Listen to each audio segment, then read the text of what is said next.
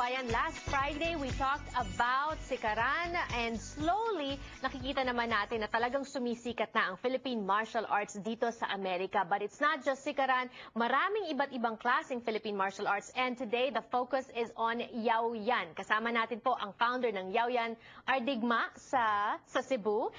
Hello and welcome to Kababayan LA, Master Ekin or si Benigno. Hello and welcome to the show. Good day, ma'am.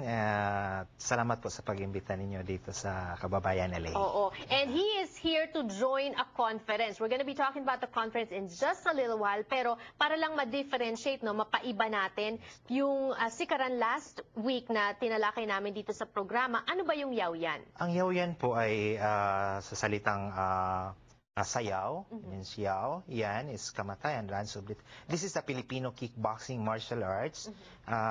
Tinayo po nito ni Grandmaster Napoleon Fernandez noong 1972 at saka nag-dominate po ng ibang laro sa Pilipinas ang kickboxing. Sinasabi nila na ang Philippine martial arts iba't ibang klase because there are some na pwede kahit wala kang hawak, may iba naman meron kang hawak, eskrima or arnis. Ang Yaoyan ba meron ka ring hawak o katawan mo lang talaga? Actually, itong tinatawag na Ardigma is the system, is unarmed. Ang Yaoyan talaga is an unarmed martial arts. Unarmed? Yes po. Okay. Ginawa to, yung may hawak na arnis, instead ba naghawak ka ng arnis, itong ginagawa mo, yung palo, ang kamao mo. Parang fist. Yes po. Tapos, ito po yung ginawa ng pamalo, samantalang yung arnis.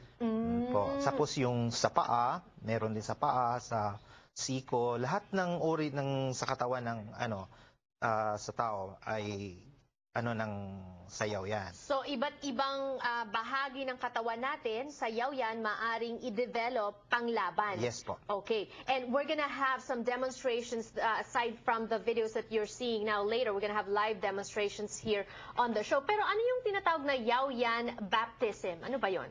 Yan po ay yung tinatakan ka dito sa sa chest at saka yung sa shoulder. Yung sa shoulders ay yung ang mga senior instructor or senior students.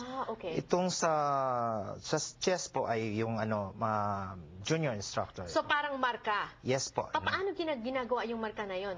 Ginawa yan ng pinapaso yun. Ayan, parang masakit yan. Yeah, branding. Pero hindi yun pina-compulsory sa lahat ng estudyante po. Yung willing lang po. Ang Yaoyan ba, karamihan, kasi alam mo na, pagka ibang martial arts, may mga babae rin na nakikisali. Ang Yaoyan ba, mas karamihan lalaki? Marami ding babae dahil ngayon, alam mo na sa Pilipinas, maraming loko rin. Tapos yung inano nila na may self-defense ang Yaoyan. Kasi may program kasi sa Yaoyan yung self-defense for women. Yung halimbawa, yung paano pag mo sa knife, disarm, handgun disarm, knife disarm, then empty hand.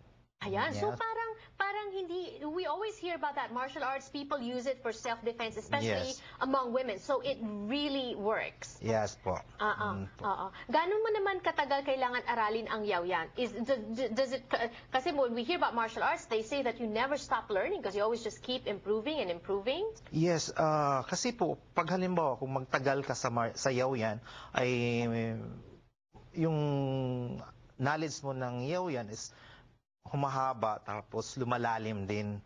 Marami kang ibang malaman ng technique saka principle po ng Yaoyan. And like ikaw, how long have you been for somebody to be called a master? Ilang taon kang nagpakadalubhasa?